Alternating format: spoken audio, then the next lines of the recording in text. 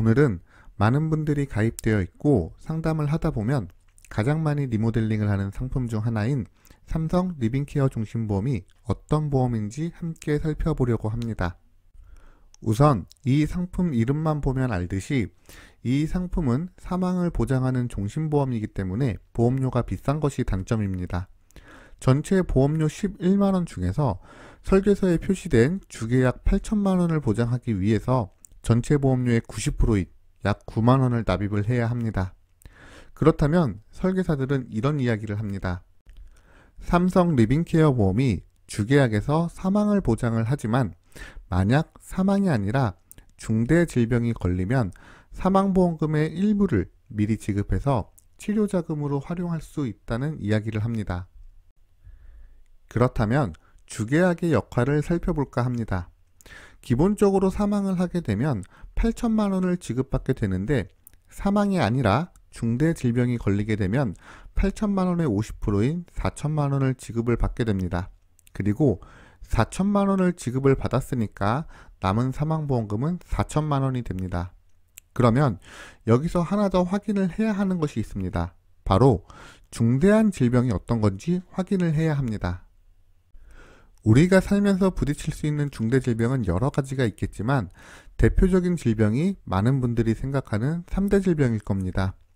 일반적으로 우리가 3대 질병 보험을 가입해서 진단을 확정을 받으면 보험금이 지급이 되지만 삼성 리빙케어 종신보험에서 이야기하는 중대 질병은 진단명과 함께 몇 가지 조건이 충족이 되어야만 보장이 가능하기 때문에 약관상 보장받기 매우 어렵다는 걸 인지를 하고 있어야 합니다. 그리고 최근에는 이런 걸 업셀링 한다고 GI 보험을 많이 권유를 하는데요. 여기에 대한 차이점도 업로드가 되어 있으니까 함께 참고 부탁드립니다. 또한 삼성 리빙케어 종신보험의 가장 큰 단점은 최초 1회에 딱 하나만 보장을 해준다는 단점입니다. 사망보험금이 선지급이 되는 질병은 몇 가지가 존재를 하는데요. 이 중에서 한 가지가 보장이 된다면 이후에 남아있는 질병은 자연스럽게 소멸이 되기 때문에 더 이상 다른 보장을 안 해준다는 이야기가 됩니다.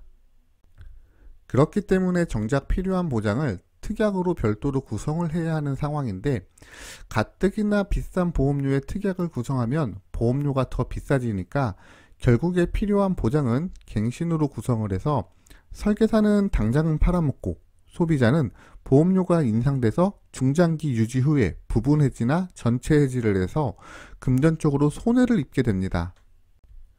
그러니까 이런 피해를 사전에 예방을 하려면 보장을 각각 받을 수 있는 일반 질병보험을 저렴하게 가입을 하고 남은 차액금을 가지고 사망보장금을 정기보험이나 종신보험으로 준비를 하는 것이 훨씬 현명하게 보험을 준비하는 방법이 되겠습니다.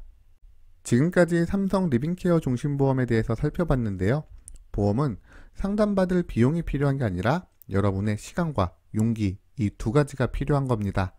따라서 보험 상담이 필요하다면 망설이지 말고 녹색창에 굿밸런스 보험을 검색하셔서 익명 게시판을 통해서 질문을 남겨주시면 스팸이나 개인정보 그리고 가입 권유 없이 편하게 보험 상담을 진행하실 수 있으며 만약 카페 상담이 번거롭다면 카카오톡 검색창에서 굿밸런스 보험을 검색하셔서 쉽고 빠르게 채팅으로도 보험 상담을 요청하실 수 있습니다.